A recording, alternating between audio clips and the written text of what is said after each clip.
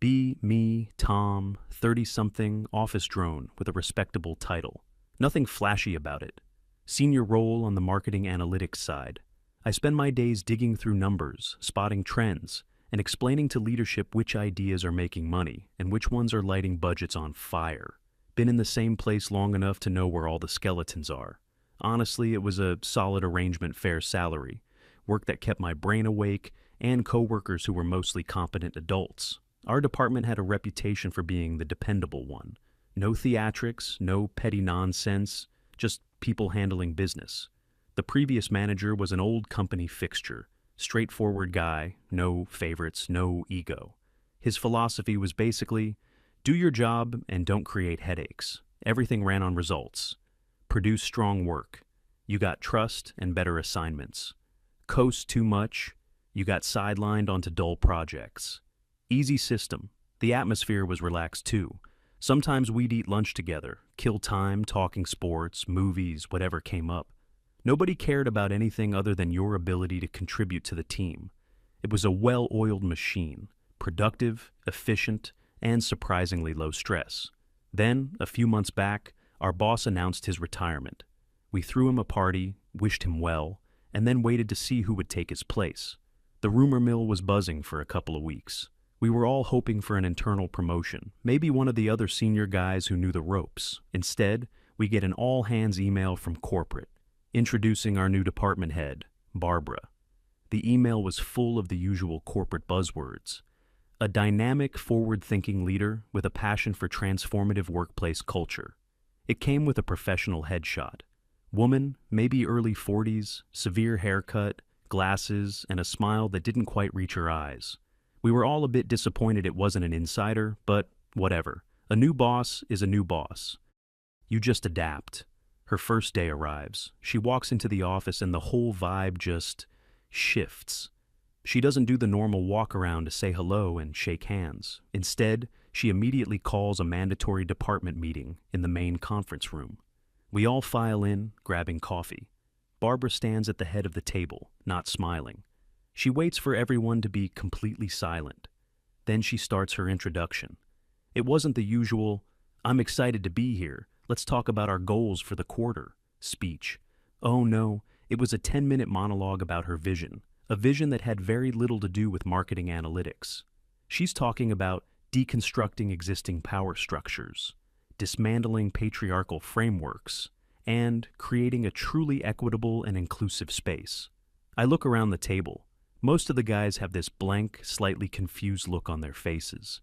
A few of the women are nodding along, but it's hard to tell if it's genuine or just trying to make a good first impression. Grace, one of our junior analysts, seems really into it. She's young, and this kind of language probably sounds progressive and exciting to her. I'm just sitting there, thinking about a data modeling problem I need to solve for a client. Then Ronald chimes in. Ronald is a guy who has always been just there. He does the bare minimum, never excels, never fails spectacularly. He just coasts. He raises his hand like he's in school. Barbara points at him. I just want to say how incredibly refreshing it is to hear a leader speak with such clarity and moral purpose, he says, his voice dripping with sincerity. What can we, as male allies, do to support your vision from day one? I had to physically stop myself from rolling my eyes into the back of my head. Barbara gives him a warm, appreciative smile, the first real smile we've seen from her. That's an excellent question, Ronald. The first step is listening and self-reflection. The meeting ends a few minutes later. No discussion of projects, clients, or deadlines. Just a declaration of ideological war on our old way of doing things. The atmosphere in the office is weird for the rest of the day. People are talking in hushed tones. The consensus is basically, what the hell was that? We figured maybe it was just first-day nerves, her trying to make a strong impression. We were wrong. The next morning, there's an email in our inboxes. Subject, Mandatory Weekly Workshop, The Path to an Aware Workplace. The first session is that Friday. Attendance is not optional, so Friday comes and we all shuffle into the conference room again. The screen at the front has a title slide, Unpacking Male Privilege and Its Impact on Collaboration. My stomach sinks. This is really happening. For an hour, Barbara lectures us.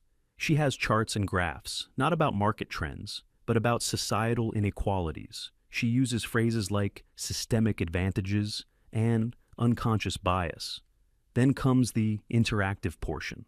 She wants all the men in the room to go around, one by one, and share an example of a time they recognized their own privilege. Absolute dead silence. You could hear a pin drop. Nobody wants to do this. It's a minefield. A few guys mumble some vague nonsense just to get it over with. Then it's my turn. I just say, I don't have anything to share. I'd prefer to just listen. Barbara's eyes lock onto me. Tom, the purpose of this exercise isn't to be comfortable. It's to grow. Resisting the process is a sign that you're the one who needs it most. I just shrug.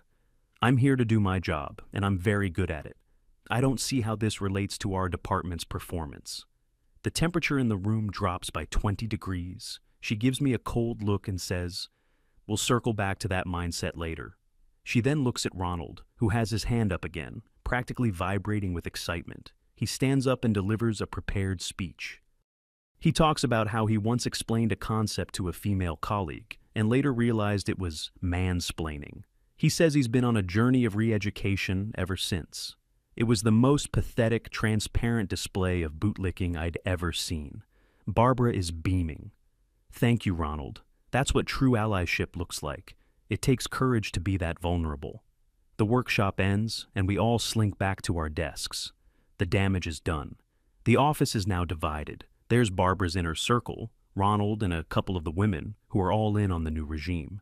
And then there's everyone else. The rest of us just want to be left alone to work. But that's not part of the plan.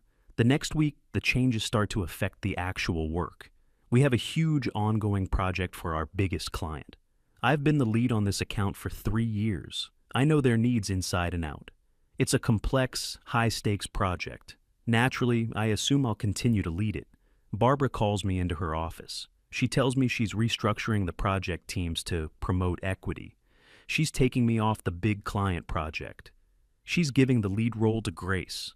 My jaw almost hits the floor. Grace is smart, but she's been with the company for less than 2 years. She has zero experience with a client of this magnitude. She's not ready for it. I try to explain this professionally. Barbara, with all due respect, this client has very specific expectations. There's a lot of history and nuance here. Putting someone with less experience in charge is incredibly risky. She just looks at me with that same cold, condescending expression. What I'm hearing, Tom, is that you don't believe a woman is capable of leading this project. It seems we have more to unpack regarding your biases. It was a complete shutdown. She twisted my professional concern into a personal failing. There was no arguing. She reassigned me to a legacy data audit. It's grunt work, the kind of stuff we usually give to interns. I walked out of her office feeling completely demoralized. It wasn't about losing the project. It was about the principle. My years of hard work, my expertise, my proven track record, all of it meant nothing. The only thing that mattered was her agenda. The next few weeks were a nightmare. The weekly workshops continued, each one more ridiculous than the last. One was about problematic language. We were given a list of banned words and phrases. Guys was out when addressing a mixed gender group. Manpower was forbidden. Even sanity check was deemed offensive to people with mental health issues. Ronald appointed himself the unofficial language police. He'd pop up in conversations. Actually, the preferred term is... He'd send emails correcting people's phrasing. He CC'd Barbara on every single one.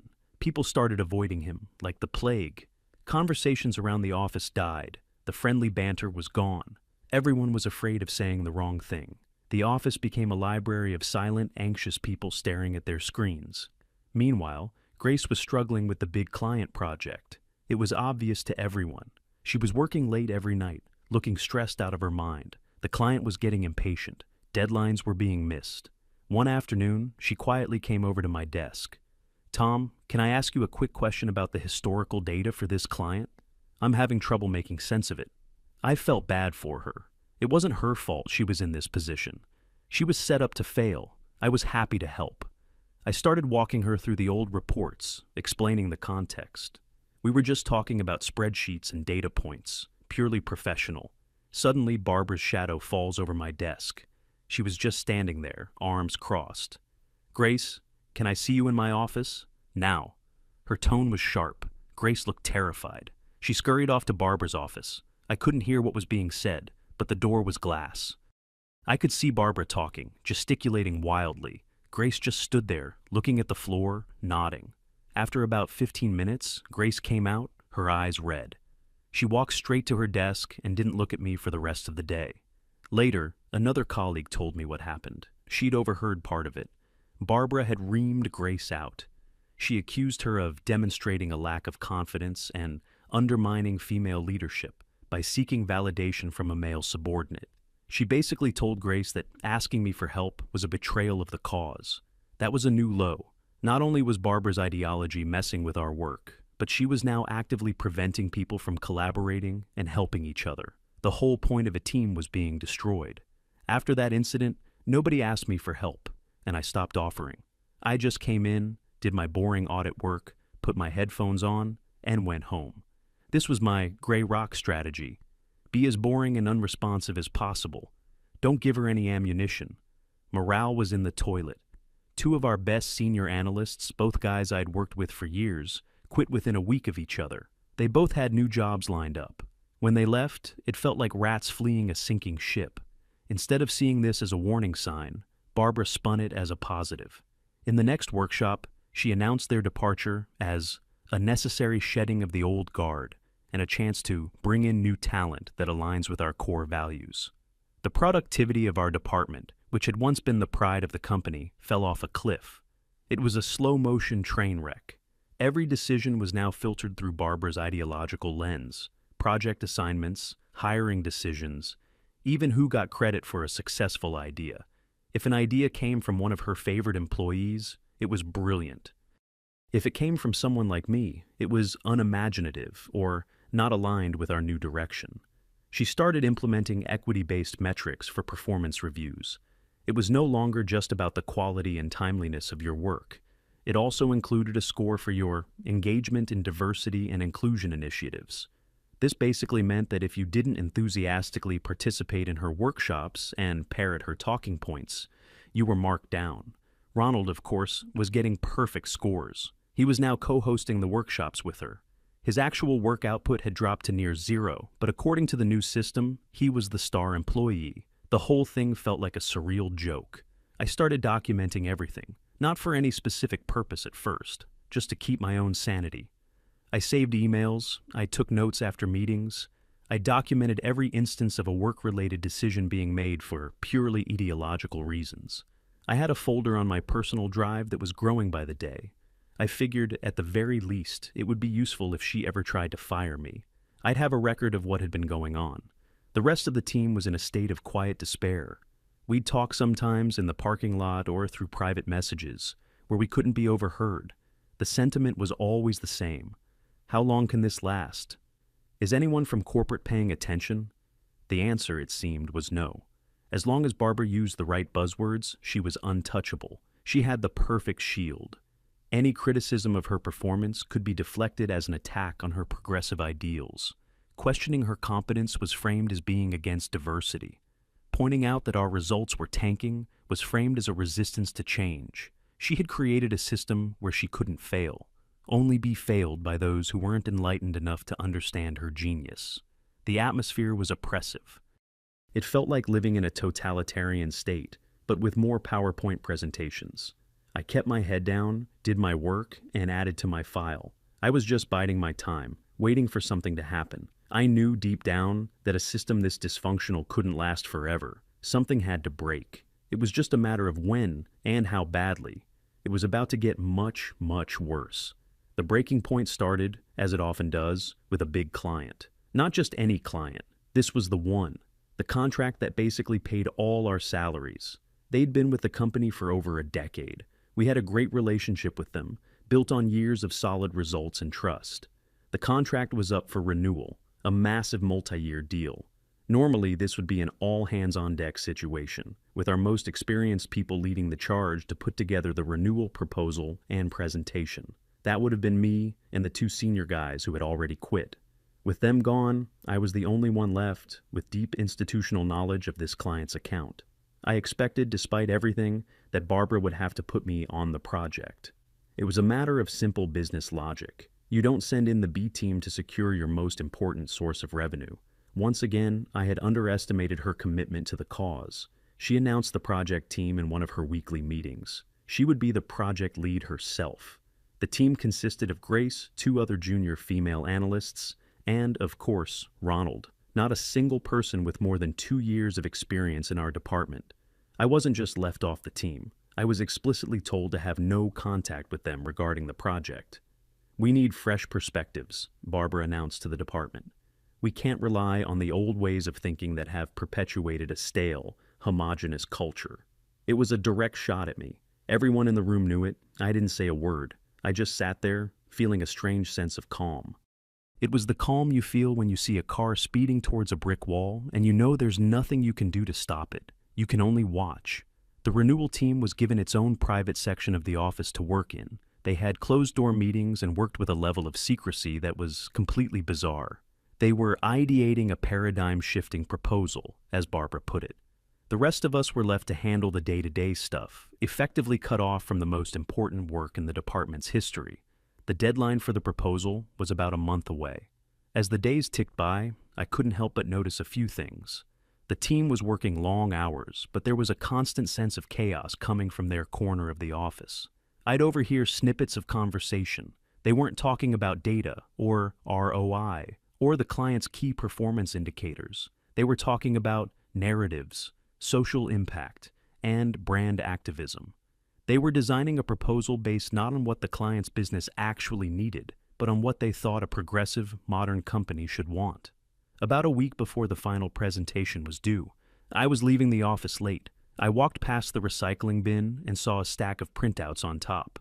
It was a draft of their presentation slides. My curiosity got the better of me. I picked them up and took them back to my desk. What I saw made my blood run cold. It was a disaster. The entire proposal was built around a new marketing strategy that pushed a heavy-handed social justice message. It had nothing to do with the client's product or their customer base.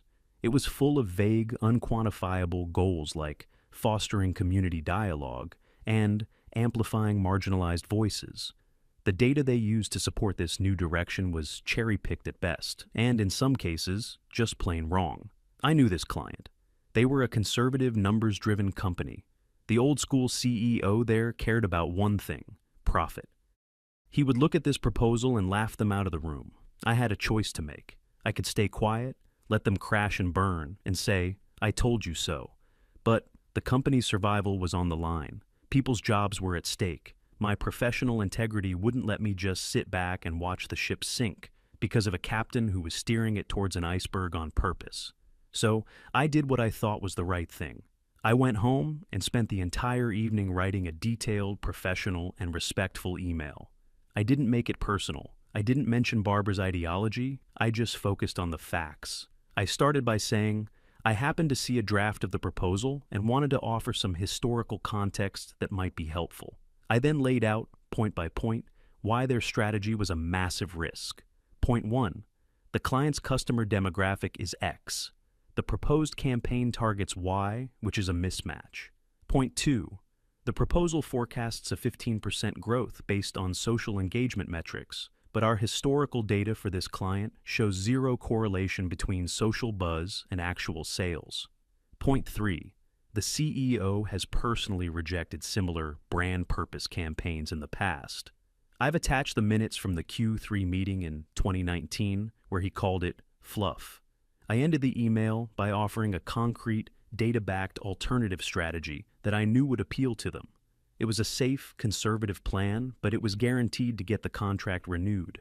I reread the email 10 times to make sure there was nothing that could be misinterpreted as an attack. It was dry, factual, and constructive. I sent it directly to Barbara, and only to Barbara. I hit send and went to bed, feeling like I had at least done my due diligence. I woke up the next morning to a firestorm. Barbara had not taken my email as a helpful suggestion. She had taken it as a declaration of war. She forwarded my email to the entire department. And she CC'd her own boss and the head of HR, a woman named Renee. Above my carefully worded professional email, she wrote her own introduction. Team, I am sharing this with you all as a teachable moment. This is a textbook example of how entrenched privilege attempts to sabotage progressive leadership. She went on. Tom's unsolicited and frankly disrespectful email is a clear case of mansplaining. He is attempting to undermine the authority of this team because he is uncomfortable with seeing women in charge. His actions are not collaborative, they are an act of professional sabotage. She ended with, "We will be proceeding with our original vision, which is innovative and forward-thinking. We will not be intimidated by those who cling to the past. Tom, we will discuss your hostile and unprofessional behavior with HR." I just sat at my desk, staring at the screen. I was publicly humiliated, accused of being a saboteur and a sexist for trying to prevent a multi-million-dollar disaster. My inbox started blowing up with instant messages from colleagues. "This is insane. Don't let her get to you, man. We know you were right. Be careful. She's trying to get you fired." Even Grace sent me a private message, just a single line. "I'm so sorry, Tom." I appreciated the support, but it didn't change the fact that I now had a target on my back. I spent the rest of the day in a daze. I couldn't focus on work. I just kept rereading the email chain, my professional data-driven analysis, followed by her hysterical ad hominem attack. It was all there in black and white. That evening, I went home and opened the secret folder on my computer. I added this latest email chain to the collection. It was the centerpiece, the smoking gun. The day of the big presentation arrived. Barbara and her team, all dressed in power suits, walked into the main boardroom to meet with the client's executive team. The rest of us were just sitting at our desks, pretending to work, waiting for the verdict. The meeting was scheduled for 2 hours. After just 45 minutes, the door to the boardroom burst open. The client's CEO stormed out, his face red with anger. He didn't even look at us. He just marched towards the elevators, with his team trailing behind him. A few moments later, Barbara and her team shuffled out of the boardroom. They looked like they'd seen a ghost. Barbara's face was pale. Grace looked like she was about to cry. Ronald was staring at the floor, avoiding eye contact with anyone. They walked back to their desks in complete silence. We didn't need an announcement. We knew what had happened. They had failed. An hour later, the official email came down from the senior vice president. The client had declined to renew their contract. The email was short and cold.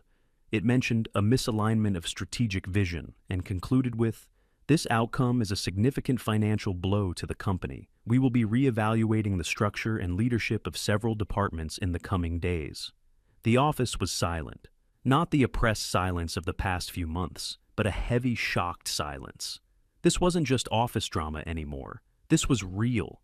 The company had lost millions of dollars. Jobs were now on the line, and everyone in that department knew exactly who was to blame. But Barbara wasn't going down without a fight. She immediately went into damage control mode. She called an emergency meeting with the senior VP and Renee from HR. We found out later what her story was. She told them that her proposal was brilliant, but that the client had been poisoned against it. She claimed that there was a toxic element within her own department that had actively worked to undermine the project from the start. And her prime suspect, the ringleader of this internal rebellion, was me. As proof, she presented the email I had sent her. She twisted it completely. She claimed I had deliberately tried to shake her confidence and the team's morale right before the most important presentation of their careers. She framed my data-backed warnings as an attempt to create a self-fulfilling prophecy. She was trying to make me the scapegoat for her own catastrophic failure. The next morning, I received an email from Renee in HR. Subject, formal meeting request. It said I was required to attend a meeting with her and Barbara that afternoon to discuss recent events and your role in the project. This was it, the showdown. She wasn't just trying to get me fired, she was trying to ruin my professional reputation on the way out. For the first time in months, I didn't feel fear or despair. I felt angry, a cold, clear anger. I spent the morning preparing. I went through my secret folder. I organized everything chronologically. I printed out the key emails, the project plans, the performance data for the department showing the steep decline since her arrival. I put it all into a neat, professional-looking binder. I was ready. Just before lunch, something unexpected happened. Grace appeared at my desk. Her face was set with a new kind of determination. "Tom," she said, her voice low but steady. "Can we talk? somewhere private. We went down to the coffee shop in the lobby. We sat down, and she just looked at me. "I can't do this anymore," she said. "I saw what she did. She lied. She blamed you for her own mistakes. I was in that meeting with the client. It was a bloodbath. They hated the pitch. They called it condescending and out of touch. Everything you warned us about happened, exactly as you said it would." She took a deep breath. "I was a fool. I believed all that stuff she was saying. I thought it was progressive, but it's not. It's just toxic. It's an excuse to bully people and avoid accountability." She looked me straight in the eye. "I'm going to HR. I'm going to tell them everything, and I'm not the only one. A few of the others, they're ready to talk too. We're not going to let her pin this on you." I was stunned. It was a turning point. The silent majority was finally finding its voice. "Grace," I said, "thank you. That means a lot. But be careful. She'll come after you." "Let her try," Grace replied. "I'm done being scared." We went back upstairs. It felt like the whole dynamic in the office had shifted. The fear was still there, but now it was mixed with something else. A sense of rebellion. The pieces were all in place for the final act. My meeting was at 2 p.m. I walked towards the HR conference room, my binder of evidence under my arm. I was ready for the fight of my life. I walked into the conference room, and the tension was so thick you could cut it with a knife. Renee, the HR manager, was at the head of the table. She had a neutral, unreadable expression. Barbara was sitting to one side, looking smug and confident. She had a folder of her own in front of her. She gave me a look of pure contempt as I sat down opposite her. "Thank you for coming, Tom," Renee began, her voice calm and professional. "We're here to discuss the serious issues surrounding the failure of the client renewal and the allegations of unprofessional conduct." Barbara immediately jumped in. "I think unprofessional is putting it mildly," she said, directing her words at Renee but staring at me. "What we have here is a case of targeted harassment and sabotage. Tom has fostered a hostile environment from the day I arrived, resisting every positive change I've tried to implement." She opened her folder. "He's been insubordinate, uncooperative, and his cynical attitude has poisoned the morale of the team. And this email," she slid a copy of my email across the table, "is the final proof. A blatant attempt to undermine my leadership at the most critical juncture." Renee looked at the email, then at me. "Tom, what is your response to this?" I took a deep breath. I pushed my own binder to the center of the table. "My response," I said, my voice steady, "is that Barbara is creating a false narrative to cover for her own catastrophic mismanagement." I opened the binder. "This isn't about my attitude. This is about performance. Let's start with Exhibit A, the department's performance metrics for the 6 months before Barbara arrived and the 6 months since." I turned the binder around so Renee could see. There were 2 simple line graphs, one showing our productivity, high and stable, the other showing a nosedive that started the month Barbara took over. Our department went from being the most productive in the company to the least in under half a year. That's not a coincidence. Barbara tried to interrupt. "That's because we were undergoing a period of cultural transformation." "Let's call it what it was," I cut her off. "It was a period of mandatory time-wasting workshops that had nothing to do with our work. It was a period where experienced employees were sidelined based on their gender, and key projects were given to inexperienced people who were set up to fail." I flipped the page. Exhibit B, a list of the top-performing employees who have resigned since Barbara took over, with copies of their exit interview comments citing poor leadership and a toxic environment as their reason for leaving. Renee's eyes widened slightly as she read the names. I kept going, turning page after page. I showed her the project assignments, highlighting how they were consistently given to women regardless of experience. I showed her the emails from Ronald, the self-appointed language police, with Barbara CC'd and praising his vigilance. Finally, I got to the email chain about the client proposal. "And this," I said, pointing to my original email, "was not sabotage. It was a good faith attempt to prevent exactly what ended up happening. It was a warning, backed by data and historical precedent." And this, I tapped her vicious reply, was the response. Not a professional disagreement, not a discussion about the data, but a personal attack and a public humiliation. I leaned back in my chair.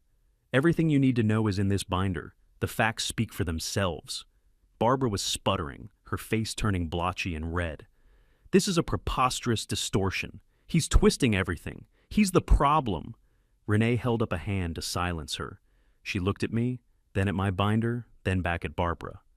"Barbara, I appreciate your perspective," she said in that carefully neutral HR tone. "But I have to say, the documentation Tom has provided is comprehensive." Just then, there was a soft knock on the conference room door. Renee looked up, slightly annoyed. "Yes?" The door opened, and it was Grace. "Renee, I'm so sorry to interrupt," she said, her voice shaking a little, but her eyes were firm. "But I have something I need to tell you. It can't wait." Barbara shot Grace a look that could kill. "Grace, this is a private meeting. You need to leave." "No," Renee said, looking at Grace with new interest. "Let her speak." Grace stepped into the room. She was holding her own small stack of papers. "I was the lead on the client project," she said, her voice getting stronger. "Barbara is telling you that Tom sabotaged us. That is not true. He tried to help us. He warned us. We were told to ignore him." She laid her papers on the table. They were internal emails from the project team. "This is an email from Barbara to the team after Tom sent his warning. She instructed us not to speak with him and called him a dinosaur trying to protect his fragile ego. And this," she pointed to another document, "is a summary of the feedback from the client meeting. The client's exact words were that our proposal was insulting to their intelligence and a lecture, not a business plan. The failure was 100% on us and on the strategy Barbara forced on us." The room was dead silent. Barbara looked from Grace to me and then to Renee. She looked like a trapped animal. Her smug confidence had completely evaporated. "This is a conspiracy," she whispered, her voice cracking. "They've all turned against me." Renee closed my binder slowly.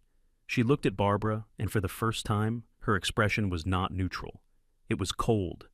"Barbara," she said, "I think we're done here. I'm going to have to ask you to go back to your desk. We'll continue this conversation with senior management later." The meeting was over. The next 24 hours were the strangest I've ever experienced at that company. The news of what happened in that meeting spread like wildfire. Barbara stayed in her glass-walled office all afternoon, making frantic phone calls. She didn't come out. Ronald was nowhere to be seen. Someone said he'd called in sick. Coward. The atmosphere in the office was electric. The fear was gone, replaced by a buzzing anticipation. People were openly talking about it. They were coming up to my desk and to Grace's, patting us on the back. "Thank you for doing that. You're a hero, man." It was surreal. For months, we'd all been living under this cloud of oppression, and now, finally, the sun was starting to break through. The next day, around mid-morning, it happened. Renee walked out onto the office floor. She was accompanied by a guy I recognized as the head of corporate security. They walked straight to Barbara's office and went inside. We all pretended to be working, but every single person was watching. They were in there for about 10 minutes. The door opened, Barbara walked out, carrying one of those standard cardboard boxes for personal belongings. Her face was a mask of cold fury. She wouldn't look at anyone. She walked the long walk from her office to the elevators, past all the desks of the people she had tormented. The security guard followed a few paces behind her. Absolute silence. You could have heard a mouse sneeze. As she passed Ronald's empty desk, there was a small, almost imperceptible smirk on someone's face. The elevator doors dinged open. She stepped inside, the doors closed, and she was gone. For a second, there was still silence. And then, someone in the back of the office started clapping, just a slow, steady clap. Then, someone else joined in. And another. Soon, the whole department was applauding. It wasn't loud or rowdy. It was a release. A wave of collective relief washing over all of us. Grace and I caught each other's eye across the room, and we both just smiled. An hour later, an email from the senior VP went out to the whole company. It announced that Barbara was no longer with the company, effective immediately. It also announced that I had been appointed as the interim head of the department, my first act as the boss. I sent out a one-line email to the team. Subject, an update. All mandatory weekly workshops are canceled, effective immediately. Let's get back to work. The healing process began. We lost the big client, and the company took a hit, but we survived. We slowly started to rebuild the department. We hired back one of the senior guys who had quit. We focused on results and collaboration. The culture didn't change overnight, but the oppressive atmosphere lifted instantly. People started talking and laughing again. The office felt like a workplace, not a re-education camp. Ronald came back to work a few days later, trying to pretend nothing had happened. He tried to buddy up to me. I just assigned him to the legacy data audit I'd been stuck with for months. He got the message. He quit a month later. Grace became my right-hand person, a truly talented analyst now that she was free to actually do her job. It was a long, brutal fight. But in the end, we won. We didn't win by yelling or protesting. We won with facts, with documentation, and with the simple, undeniable truth. Competence beat ideology, and it was a beautiful thing to see.